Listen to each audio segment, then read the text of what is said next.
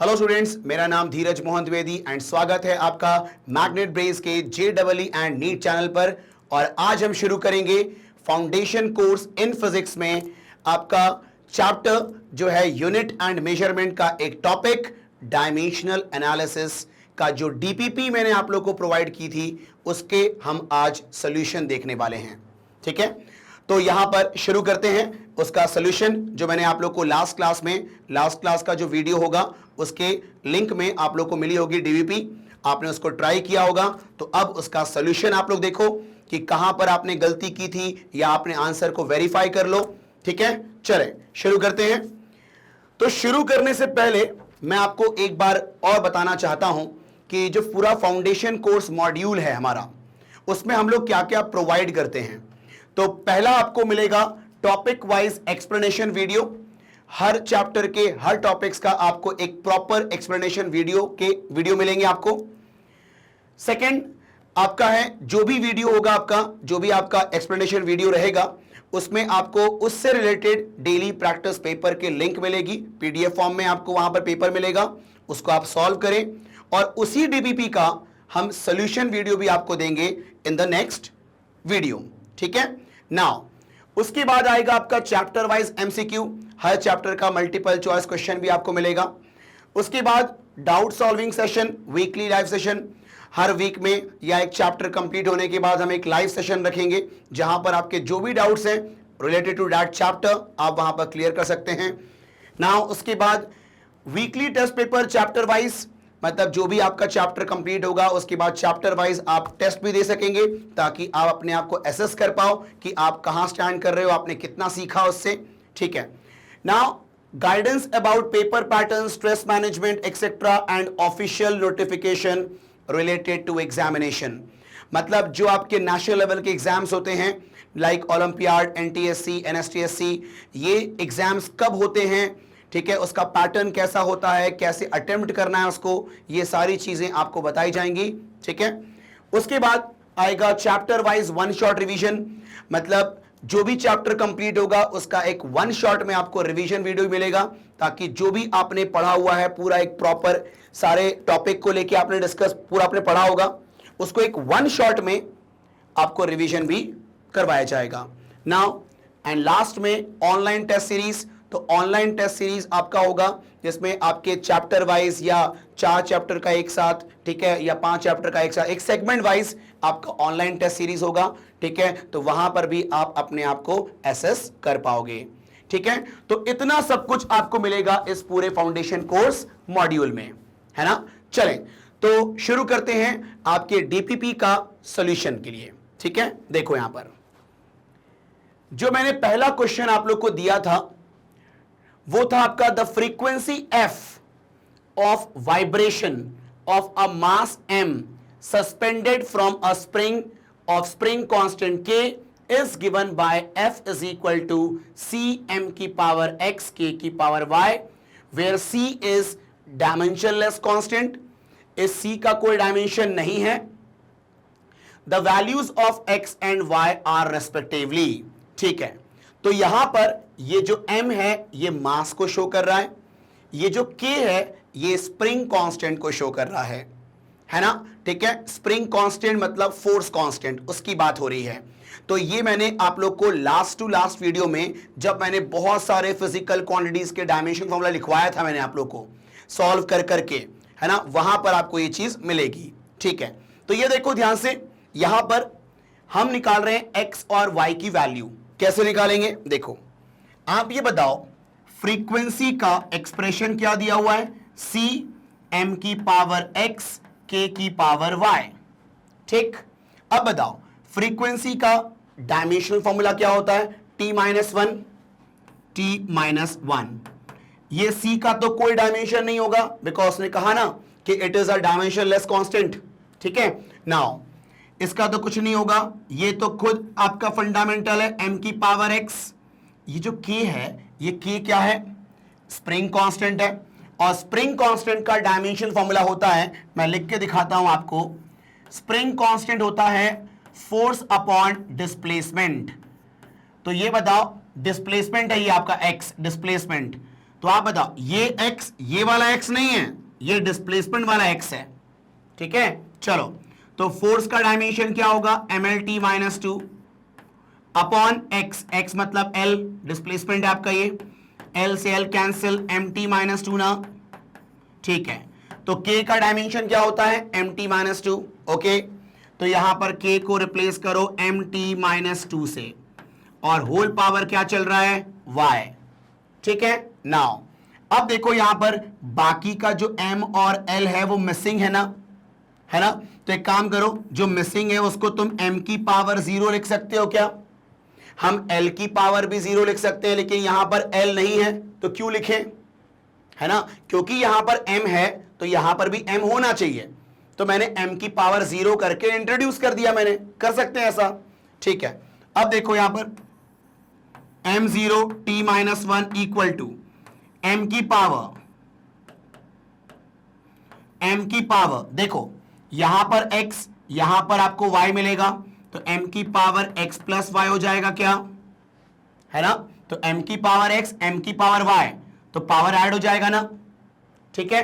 चलो, फिर उसके बाद t की पावर माइनस 2 की पावर y, माइनस 2y ना, इज इट क्लियर। नाउ अब देखो हम पावर को इक्वेट करेंगे, तो ये देखो minus 2y equal to minus 1 कर सकते हैं क्या, तो आप बताओ minus 2y equal to minus 1, minus minus cancel, y equal to 1/2, clear, ठीक है। नाउ अब बताओ यहां पर x प्लस वाई है m की पावर, यहां पर क्या है 0, तो आप क्या करोगे, x प्लस वाई को इक्वेट करोगे 0 से, y की वैल्यू 1/2 पुट कर दो, तो x प्लस 1/2 इक्वल टू 0, तो आप बताओ यहां से answer x equal to minus 1/2 आएगा क्या, ठीक। तो आप बताओ x की वैल्यू माइनस 1/2, y की वैल्यू 1/2, तो कौन सा ऑप्शन है, x की वैल्यू माइनस 1/2 और 1/2, yes, D is the right answer. x है आपका माइनस 1/2, y है आपका 1/2, ठीक है, दिस इज द आंसर, है ना। तो जल्दी से आप लोग इसका स्क्रीनशॉट ले, फिर हम देखते हैं नेक्स्ट क्वेश्चन, ठीक है। चलो अब देखते हैं अपन नेक्स्ट क्वेश्चन, क्वेश्चन नंबर 2 में क्या कहता है वो, देखो क्वेश्चन नंबर 2 में बोल रहा है वो, right the dimension of a into B, a into B का डायमेंशन निकालना है इन द रिलेशन दिस, ठीक है, where E is the energy, x is the displacement and t is the time. यहां पर जो E है वो एनर्जी है, जो x है वो डिस्प्लेसमेंट है, और जो t है वो टाइम है, ठीक है। तो हमें a इंटू बी का डायमेंशन निकालना है, तो पहले a का डायमेंशन निकालेंगे, फिर b का डायमेंशन निकालेंगे, फिर दोनों को मल्टीप्लाई कर देंगे, सिंपल कहानी। देखो ध्यान से कैसे, तुम एक बात बताओ, आपको यह पता है ना कि सेम डायमेंशन वाले ही ऐड या सब्ट्रैक्ट होते हैं, है ना।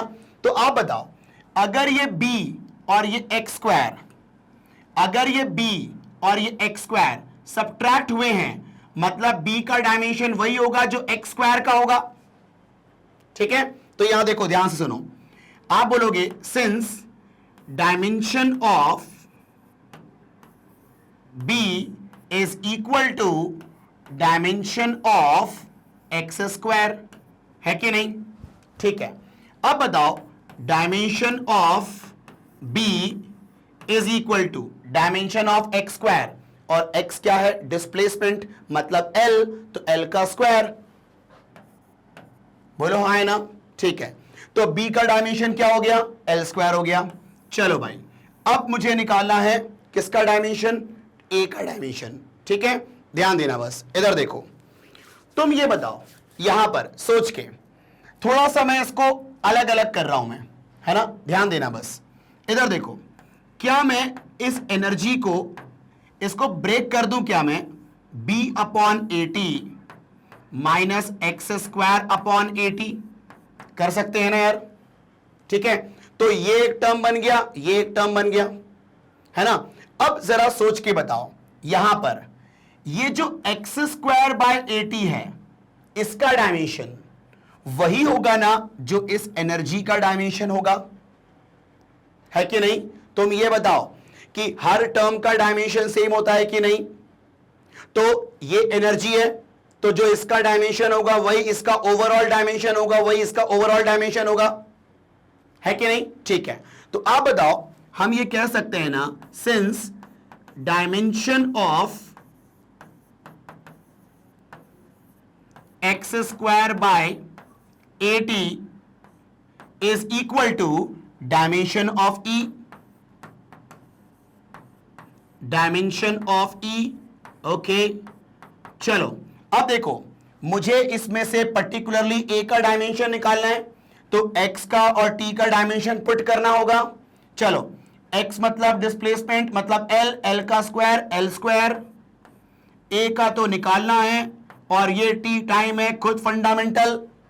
चलो, equal to dimension of E, E का मतलब एनर्जी, उसका डायमेंशन होता है M L square T minus 2, है ना? चलो, यहां से ए का डायमेंशन निकालना है अपन को, तो ए को ऊपर करेंगे, बाकी सबको नीचे कर लें। एक काम करो, जो निपट रहा है उसको निपटा दो, तो एल स्क्वायर कैंसिल हो गया। ठीक है, अब यहां पर ध्यान देना, ये हो जाएगा 1/80 is equal to M T minus 2। चलो, अब यहां देखो, ए को ऊपर करो, 1/, ये देखो एम टी, और ये टी माइनस 2 भी इनटू हो गया नीचे, इक्वल टू ए। तो अब बताओ, 1/m, ये हो जाएगा t माइनस 1, भैया 1 माइनस 2 माइनस 1, तो ये t minus 1 equal to a, तो ये ऊपर ले जाना पड़ेगा, m की पावर माइनस 1 t की power 1 equal to what? a, है कि नहीं?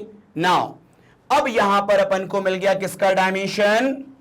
a का डायमेंशन। क्लियर? और ये क्या है? b का डायमेंशन। हमें चाहिए a इंटू बी का डायमेंशन, तो आप बताओ, a इंटू बी का डायमेंशन मतलब ये इंटू ये करना होगा ना, तो m minus 1 t1 into L square, मतलब ये हो जाएगा m माइनस 1, पहले मैं एल स्क्वायर को लिख देता हूं, फिर t की पावर 1 लिखने की जरूरत नहीं है।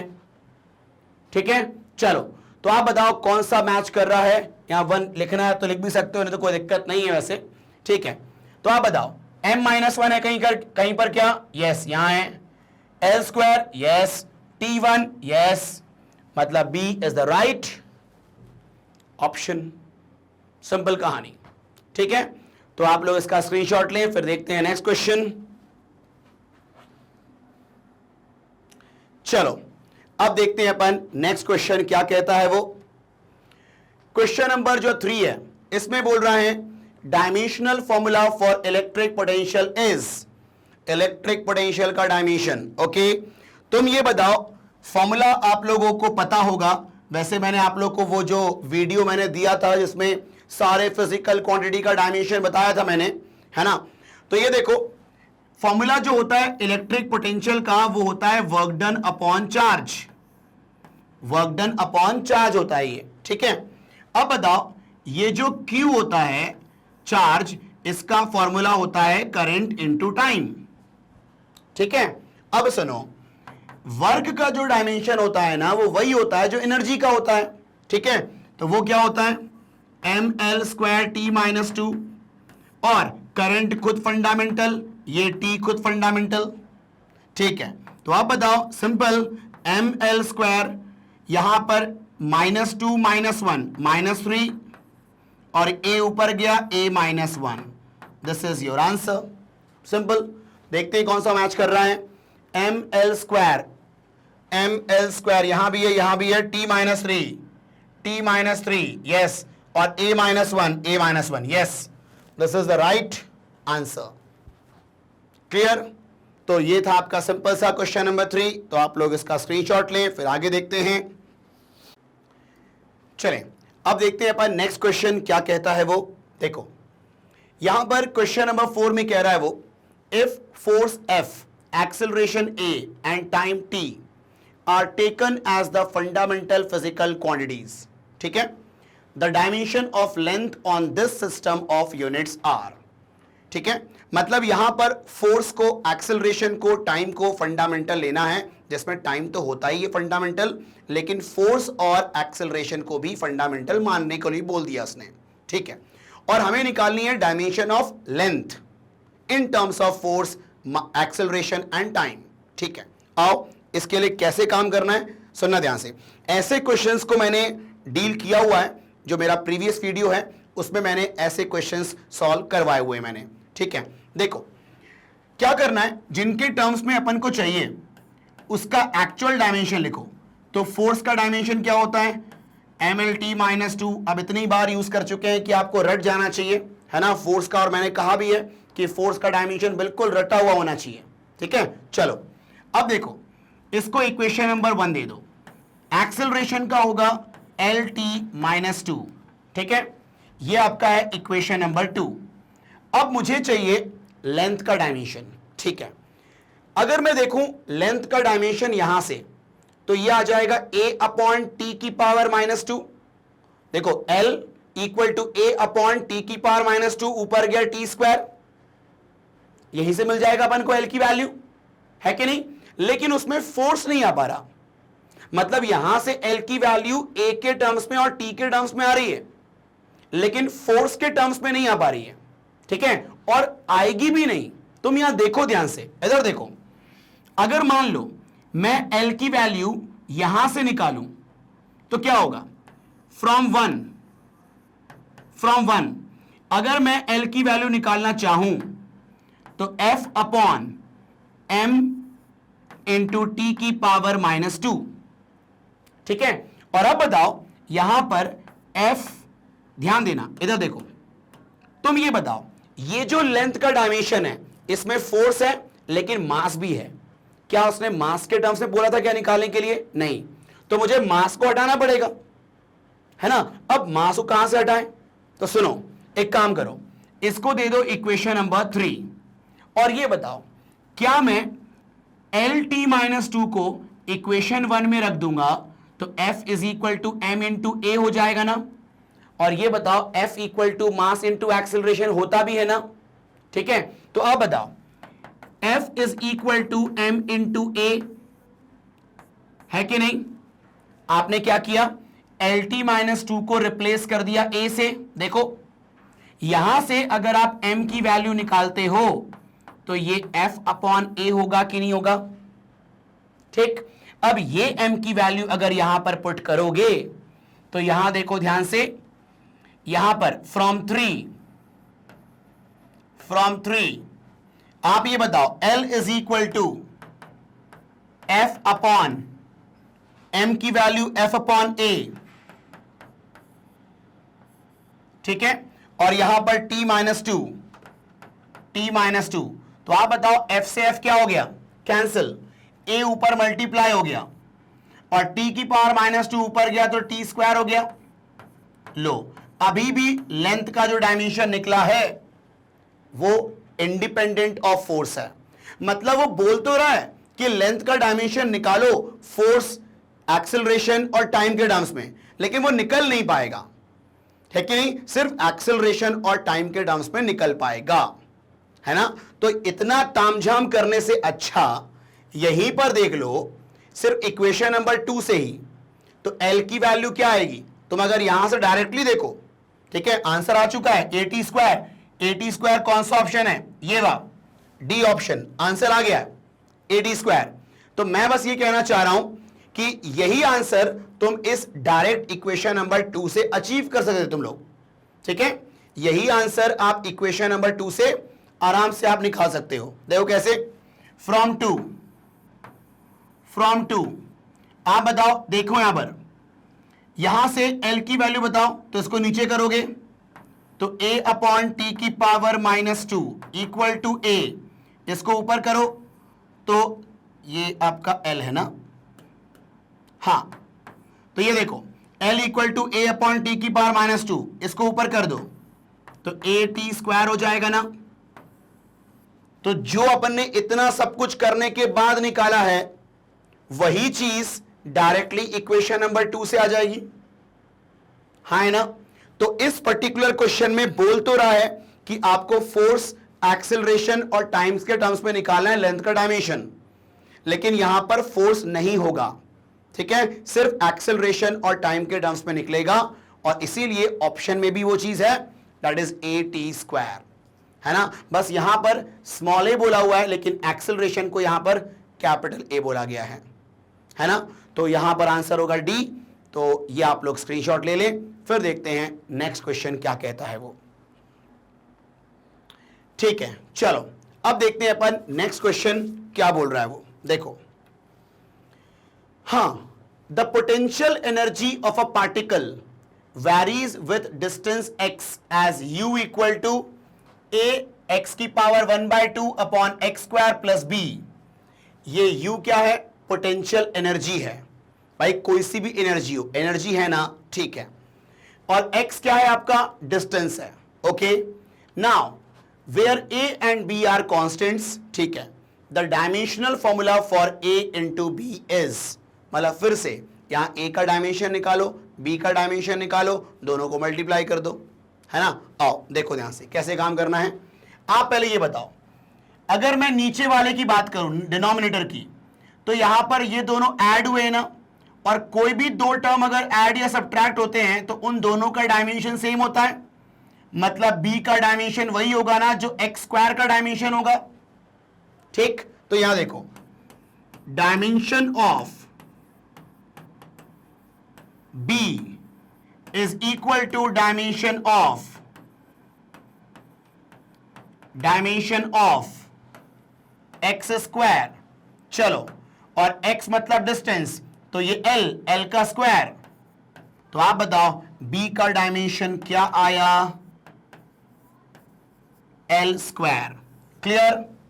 ठीक है। नाउ अब देखो यहां पर मुझे a का डायमेंशन निकालना है ना। तो मेरी बात को सुनना ध्यान से, यहां पर इधर देखो क्या होता है, ये जो ओवरऑल टर्म है, ठीक है, इसका डायमेंशन वही होगा ना जो इस एनर्जी का डायमेंशन होगा, क्योंकि ये एक टर्म है, ये एक टर्म है कि नहीं? ठीक है। अब मेरी बात को सुनो ध्यान से, मतलब मैंने क्या बोला, इस ओवरऑल का डायमेंशन जो होगा वो एनर्जी के डायमेंशन के बराबर होगा, मानते हो? ठीक है। तो आप बताओ, डायमेंशन ऑफ ए एक्स की power 1/2 upon x square plus B is equal to dimension of u, and u is what? Energy, ठीक है। चलो अब बताओ, इसमें से मुझे पर्टिकुलरली a का डायमेंशन निकालना है ना, ठीक है। तो a का डायमेंशन निकालना है, तो x तो क्या होता है? l, तो l की, इसको l रखो, l की पावर 1/2, और ये बताओ जो इसका डायमेंशन होगा वही इसका डायमेंशन होगा, मतलब इसका ओवरऑल डायमेंशन भी l स्क्वायर ही होगा ना, है ना। तो बताओ, ये अगर l स्क्वायर डायमेंशन का है, ये भी l स्क्वायर डायमेंशन का होगा, तो इनका समेशन की जो वैल्यू होगी उसका डायमेंशन भी l स्क्वायर ही होगा, है कि नहीं? तो बताओ, वेलोसिटी में वेलोसिटी ऐड होगा तो वेलोसिटी ही मिलेगी ना, ठीक है। मतलब दोनों चीजों के जो सम है उसका डायमेंशन भी वही होगा जो इंडिविजुअल का होगा, ठीक। तो ये देखो, इसका ओवरऑल डायमेंशन वही होगा जो एक्स स्क्वायर का होगा, मतलब एल स्क्वायर ना, ठीक। और यहां देखो, डायमेंशन ऑफ एनर्जी क्या होता है? M L square T minus 2, हाँ है ना, ठीक है। अब यहां पर ध्यान देना आप लोग, इधर देखो, इसको मुझे सॉल्व करना है। देखो यहां पर a का डायमेंशन क्या हो जाएगा? m l की पावर 4, ठीक है, ये नीचे जाएगा अपॉन l की पावर 1/2, और ये t माइनस 2 है ही ना, ठीक है। अब बताओ, यहां पर पावर सब्ट्रैक्ट होंगे ना, तो आप बताओ देख के, यहां देख लो, तो a का डायमेंशन आ रहा है m 4 माइनस 1/2, 4 माइनस 1/2 कितना होगा? 8 माइनस 1 7/2, ओके। तो L 7/2, और ये कितना? T minus 2, okay. चलो, तो यहां पर A का डायमेंशन ये आ गया, ठीक है। B का डायमेंशन L स्क्वायर है, उसने क्या पूछा है? A इंटू बी का डायमेंशन ठीक है, तो ए का डायमेंशन एम एल की पावर 7/2 इंटू टी की पावर -2 इंटू बी का डायमेंशन एल स्क्वायर है ना। ठीक है, अब जरा सॉल्व करते हैं। एम 7/2 और 2 ऐड होगा ना, तो 7/2 प्लस 2 तो ये होगा 11/2। ठीक है, 11/2 एल की पावर 11/2 और ये t -2। ठीक है, चलो तो अब देखते हैं कौन सा ऑप्शन मैच कर रहा है। m एल की power 11/2 t -2, yes, b is the right answer. Is it clear? ठीक है, तो इसका स्क्रीनशॉट लें, फिर आगे करते हैं अपन। चलें, अब देखते हैं अपन नेक्स्ट क्वेश्चन क्या कहता है वो। देखो ध्यान से, क्वेश्चन नंबर 6 में कह रहा है वो, if energy E, length L and time T are taken as fundamental quantities. ठीक है, एनर्जी, लेंथ और टाइम को हमें फंडामेंटल मानना है। ठीक है, the dimensional formula for gravitational constant is capital G, gravitational constant, उसका डायमेंशनल फॉर्मूला निकालना है हमें। ठीक है, अब मतलब मुझे G का डायमेंशन निकालना है in terms of what, energy, length और टाइम। ठीक है, लेकिन यहां जो ऑप्शन दिख रहे हैं ना मुझे, उसमें फोर्स भी मुझे दिख रहा है। ठीक है, मतलब यहां पर आप देखो चारों ऑप्शन में फोर्स भी आपको दिख रहा है। ठीक है, मतलब यहां पर फोर्स को भी इंक्लूड करना पड़ेगा, जबकि ऐसा करना नहीं चाहिए था उसको, है ना, क्योंकि question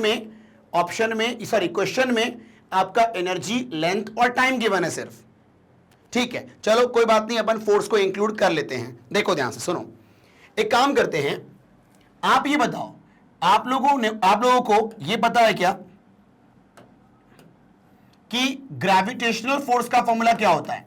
G into m1 m2 upon D square. ठीक है, ये d डिस्टेंस होता है। ठीक है, यहां से अगर मैं G का डायमेंशन निकालना चाहूं तो F को F ही रहने दो, D मतलब L डिस्टेंस है ना, ये तो L स्क्वायर, ऊपर गया तो ये L स्क्वायर हो जाएगा, ये M, ये भी M स्क्वायर, नीचे गया और फिर ऊपर जाएगा तो M की पावर -2।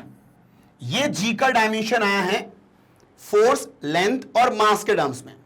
लेकिन आप ऑप्शन में देखो, कहीं पर मास है क्या? नहीं है, तो अपन को यहां से मास को हटाना है और क्या लाना है? एनर्जी लानी है। ठीक है, तो एक काम करते हैं, इसको अपन दे देते हैं इक्वेशन नंबर 1। अब सुनो, एनर्जी का एक्चुअल डायमेंशन लिखो, तो ये क्या होगा? ml² t -2 होगा ये। ठीक है, अब देखो यहां से m की वैल्यू कितनी होगी? E अपॉन नीचे आके ऊपर l की पावर -2। ठीक है, और नीचे आके ऊपर t² इक्वल टू m ना। अब ये m की वैल्यू यहां पर पुट कर दो, तो फ्रॉम 1 ये हो जाएगा FL², m की पावर -2 मतलब इसकी पावर -2 ना, तो E L -2 t² इसकी power -2 equal to what? G। Clear? तो अब देखो यहां पर, अब आंसर आने वाला है, यहां पर ध्यान दें, FL², नाउ यहां पर आएगा E की पावर -2। ठीक है, और L की पावर -2 की पावर -2, ये L की पावर 4 हो जाएगा। ठीक है, और T की पावर -4 हो जाएगा। This is the dimension of G। ठीक है, अभी रुको, लेकिन और सॉल्व हो सकता है ये, तो F L² L की पावर 4 L की पावर 6 E -2 और ये आपका T की power -4। This is the dimension of G।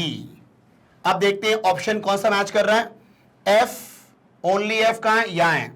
L की पावर 6 यहां है, E की पावर -2 ओके, बट T की पावर -4 भी यहां पर, लेकिन ऑप्शन में नहीं है।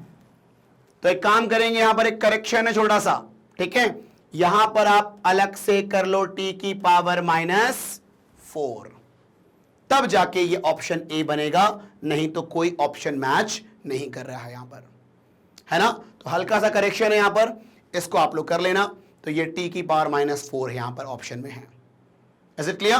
तो ए इज द आंसर। इसको आप लोग कॉपी करें, फिर हम देखते हैं नेक्स्ट क्वेश्चन क्या कहता है। वो स्क्रीनशॉट ले लें, ठीक है। चलो अब हम देखते हैं नेक्स्ट क्वेश्चन क्या बोल रहा है वो। इन the relation dy by dt equal to 2 omega sin omega t plus phi naught, the dimensional formula for omega t plus phi naught is, सीधे आंसर तुम बताओ। साइन के बाजू में क्या होता है? एंगल। साइन ऑफ एंगल लेते हैं, एंगल, ये एंगल है हमारा, और एंगल का कोई डायमेंशन थोड़ी ना होता है, ठीक है। तो इस पूरे का मतलब इस पूरे का कोई डायमेंशन नहीं होगा, मतलब m0 l0 t0, मतलब d is the right answer. Is it clear? ठीक है। चलो अब हम सीधे बढ़ते हैं नेक्स्ट क्वेश्चन, क्वेश्चन नंबर 8 की तरफ। देखो सुनो, सपोज रिफ्रैक्टिव इंडेक्स म्यू, इसको म्यू बोलते हैं, म्यू, ठीक है, mu, mu is given as mu equal to a plus b by lambda square, है ना, ठीक है। तो refractive index equal to a plus b by lambda square, where a and b are constant and lambda is wavelength, wave की length को बोलते हैं wavelength, है ना, ठीक है। Then dimension of b are same as that of, तो b का डायमेंशन किनके बराबर होगा? ठीक है, तो एक काम करते हैं, सुनो, तुम ये बताओ, b अपॉन लैम्डा स्क्वायर का डायमेंशन वही होगा ना जो म्यू का होगा, है कि नहीं? और म्यू मतलब रिफ्रैक्टिव इंडेक्स, और रिफ्रैक्टिव इंडेक्स का कोई डायमेंशन नहीं होता है, क्योंकि रिफ्रैक्टिव इंडेक्स दो मीडियम के वेलोसिटी का रेशियो होता है, और अगर कोई चीज रेशियो होती है तो उसका डायमेंशन नहीं होता है ना। तो म्यू इज अ डायमेंशनलेस आपका फिजिकल क्वांटिटी, ये डायमेंशनलेस क्वांटिटी होता है ये, ठीक है। तो अब बताओ, आप बोलोगे b अपॉन लैम्डा स्क्वायर का डायमेंशन म्यू के बराबर होगा, लेकिन म्यू का कोई डायमेंशन नहीं होता, मतलब 1 ही रहने दो, ठीक। तो अब बताओ b अपॉन, मुझे अगर पर्टिकुलरली b का डायमेंशन निकालना है तो वेवलेंथ का डायमेंशन रखना पड़ेगा। वेवलेंथ मतलब लेंथ ही ना, मतलब लेंथ कैटेगरी, तो l स्क्वायर इक्वल टू 1, तो b का डायमेंशन क्या हो गया? l स्क्वायर हो गया ना, क्रॉस इनटू करने पर। तो l स्क्वायर किसका डायमेंशन होता है? एरिया का डायमेंशन होता है ना, मीटर स्क्वायर l स्क्वायर, तो किसके बराबर होगा? d, एरिया के बराबर होगा। Is it clear? ठीक है। चलो तो इसका स्क्रीनशॉट ले ले, फिर हम आगे बढ़ते हैं। Now next question, question number 9 क्या कहता है, ध्यान देना यहां पर। क्वेश्चन नंबर 9 में, the moment of inertia of a body rotating about a given axis is this in the SI system. SI system में जो वैल्यू है मोमेंट ऑफ इनर्शिया की वो है 12 किलोग्राम मीटर स्क्वायर, ठीक है। What is the value of the moment of inertia in a system of unit in which unit of length is 5 centimeter and the unit of mass is 10 gram? मतलब अगर SI में 12 kilogram metre square है moment of inertia की value, तो उसी moment of inertia की value कितनी होगी एक और सिस्टम में जिसमें आपका मास है 10 ग्राम और लेंथ है 5 सेंटीमीटर, ठीक है। तो यहां पर हम निकालेंगे value with the help of dimensional analysis, जो कि थर्ड एप्लीकेशन हमने पढ़ा था। क्या पढ़ा था? देखो ध्यान से, हमने पढ़ा था जिस सिस्टम में अपन को चाहिए फिजिकल क्वांटिटी की वैल्यू, उसे n2 बोला, इक्वल टू n1, ये गिवन सिस्टम का न्यूमेरिकल वैल्यू, और वो है 12, ठीक है, ये आपका गिवन सिस्टम है SI, ठीक है, इनटू होता है m1 upon L1, sorry m1 bye m2 की power A, L1 bye L2 की power B, T1 bye T2 की पावर C, ठीक है। ये जो आपका ए बी सी होता है ये फिजिकल क्वांटिटी के डायमेंशन होते हैं।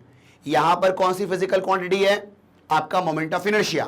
तो मोमेंट ऑफ इनर्शिया को डिनोट करते हैं आई से, और इसका डायमेंशनल फॉर्मूला क्या होगा? तुम इसके यूनिट को देख के बोल सकते हो। किलोग्राम का मतलब एम, और मीटर का मतलब length L square, M L square. मतलब मास का डायमेंशन 1 होगा और लेंथ का डायमेंशन 2 होगा। मतलब ए की वैल्यू 1 होगी और बी की वैल्यू 2 होगी। और ये फिजिकल क्वांटिटी टाइम पर डिपेंड कर ही नहीं रहा, मतलब ये वाला टर्म आएगा ही नहीं। ठीक, तो अब देखो यहां पर N2 is equal to N1 की वैल्यू कितनी? 12, गिवन सिस्टम का फिजिकल क्वांटिटी। नाउ अब बताओ M1 है गिवन क्वांटिटी का मास, और गिवन क्वांटिटी में मास क्या है? 1 kg। देखो किलोग्राम मीटर स्क्वायर, मतलब यहां पर किलोग्राम 1 किलोग्राम है। ठीक है, तो यहां देखो 1 kg, और जिसमें कन्वर्ट करना है उसका मास कितना बोल रहा है? वो 10 ग्राम बोल रहा है वो। ठीक है, पावर कितना? ए कितना है? 1। ठीक है, अब बताओ L1 गिवन सिस्टम में आपका 1 मीटर है, SI में आपका लेंथ होता है 1 मीटर, और जिसमें कन्वर्ट करना है उसमें कितना है? 5 सेंटीमीटर, और पावर कितना होगा यहां पर? बी मतलब L का पावर 2। ठीक, अब देखो सॉल्व करते हैं, आ जाओ। 1 kg को ग्राम में कन्वर्ट करो, 1000 ग्राम अपॉन 10 ग्राम। फिर 1 मीटर को लिखो 100 centimetre upon 5 centimetre as it is, power 2, centimetre cancel, 520, now gram cancel, 0 cancel. चलो अब बताओ वैल्यू कितनी आएगी? तो N2 is equal to 12 into what? 100 into ये देखो 20 का स्क्वायर 400। ठीक है, तो 12 4 जा 48, ऑप्शन किसमें? 10 की पावर में। ठीक है, ये देखो 2 0 2 0, 10 की पावर कितना? तो 10 की पावर हो गया 4। ठीक है, अब बताओ यहां पर ऑप्शन में 48 वाला ये है, लेकिन 10 की पावर 5 है, कर सकते हैं ना? स्टैंडर्ड फॉर्म में कन्वर्ट करो, 4.8 इंटू 10 की पावर 5 लिख सकते हैं कि नहीं? ठीक, तो मेरी बात को सुनना, गिवन सिस्टम ये 1 वाला होता है, जिसमें कन्वर्ट करना है, ठीक है, वो ये 2 वाला होता है। तो देख लो किसमें कन्वर्ट करना है, उसमें मास कितना होना चाहिए, लेंथ कितना होना चाहिए, वो आप पुट कर दो यहां पर। ठीक है, और ये जो ए बी सी होते हैं ये उस फिजिकल क्वांटिटी के डायमेंशंस होते हैं, है ना? तो उससे निकलता है अपन को उस सिस्टम का न्यूमेरिकल वैल्यू। ठीक है, तो आंसर इज 4.8 10 की पावर 5। तो D is the right answer. Is it clear? तो आप लोग इसका स्क्रीनशॉट ले लें, फिर हम बात करते हैं नेक्स्ट क्वेश्चन, लास्ट क्वेश्चन के लिए। चलो भाई, अब हम देखते हैं लास्ट क्वेश्चन। देखो क्या कहता है वो। Given that y is equal to a sin omega T plus B T plus C T square cos omega T. Okay, the unit of A B C is same as that of, मतलब a into B into C का unit किन के बराबर होगा इनमें से? देखो तुम ये बताओ, यहां पर इसका डायमेंशन जो होगा वो y के डायमेंशन के बराबर होगा ना, और इसमें जो ट्रिग्नोमेट्री है इसका तो कोई डायमेंशन नहीं होता, मतलब a का डायमेंशन जो होगा वो y के डायमेंशन के बराबर होगा ना। देखो इस पूरे का डायमेंशन y के बराबर होगा, है कि नहीं? लेकिन आप ये बताओ इसमें से इसका डायमेंशन तो होगा नहीं, तो पर्टिकुलरली a का डायमेंशन y के बराबर होगा ना, है कि नहीं?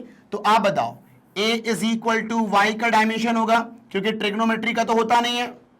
ठीक है, फिर देखो bt का डायमेंशन वही होगा ना जो y का होगा, तो आप बताओ bt का डायमेंशन जो y का होगा उसी के बराबर होगा। तो आप बताओ b is equal to y by T लिख सकते हैं कि नहीं? ठीक, तो इसको इक्वेशन 1 बोलो, इसको इक्वेशन 2 बोलो। ठीक है, अब देखो ध्यान से, यहां पर भी C T square into cos omega T, इसका जो डायमेंशन होगा वो y के डायमेंशन की बराबर होगा ना, लेकिन इसमें से ये ट्रिग्नोमेट्री का तो कोई डायमेंशन नहीं होगा, मतलब सी टी स्क्वायर का डायमेंशन y के बराबर होगा, हाँ है ना? ठीक, मतलब c का डायमेंशन क्या होगा? y upon T square, equation number 3। अब बताओ a इंटू बी इंटू सी, तो आप क्या करो, इक्वेशन को मल्टीप्लाई करो, 1 इंटू 2 इंटू 3, तो ये क्या हो जाएगा? a into B into C, left side होगा मल्टीप्लाई, राइट में y into y by T into y by T square, y by t square, so this is y cube by t cube। तो option देखो, इसको अपन whole में भी लिख सकते हैं, y अपॉन टी का होल क्यूब। तो कौन सा ऑप्शन मैच कर रहा है? This, D is a right answer, simple. ठीक है, तो यहां तक अपना पूरा जो भी आपको मैंने क्वेश्चन दिया था डीपी में वो हमने पूरा सॉल्व कर लिया है ना? आप इसको प्रॉपरली देखें और प्रॉपर यहां पर आप लोग नोट्स बनाएं। ठीक है, तो बस ऐसे ही वीडियो को देखने के लिए क्या करना है आपको? सिंपल magnetbrains.com पे जाना है, वहां पर आपको अपना कोर्स आपको वहां पर सर्च करना है। आपने सर्च किया फाउंडेशन, जैसे ही सर्च करेंगे आप लोग तो वहां पर आपको ऐसा एक इंटरफेस आपको दिखेगा, उसमें आपने जो भी आपको सब्जेक्ट पढ़ना है, सपोज आपको फिजिक्स पढ़ना है तो आप इसको क्लिक करें, जैसे ही क्लिक करेंगे आपको ऐसे चैप्टर की लिस्ट मिल जाएगी, उसमें जो भी आपको पढ़ना है उसको क्लिक करें और फिर आपको ऐसा वीडियो देखने को मिल जाएगा। So simple. तो बस अंत में यही कहूंगा कि अगर आपको ये वीडियो पसंद आया हो, अगर इस वीडियो से अगर आपको नॉलेज मिला हो तो आप इसको लाइक करें, एंड अगर आप चैनल में नए हो तो जल्दी से सब्सक्राइब करें ताकि कोई भी अपकमिंग वीडियो हो वो आपसे मिस ना हो, एंड अपने दोस्तों के साथ इसको शेयर जरूर करें ताकि उनको भी इसका बेनिफिट मिल पाए। Thank you.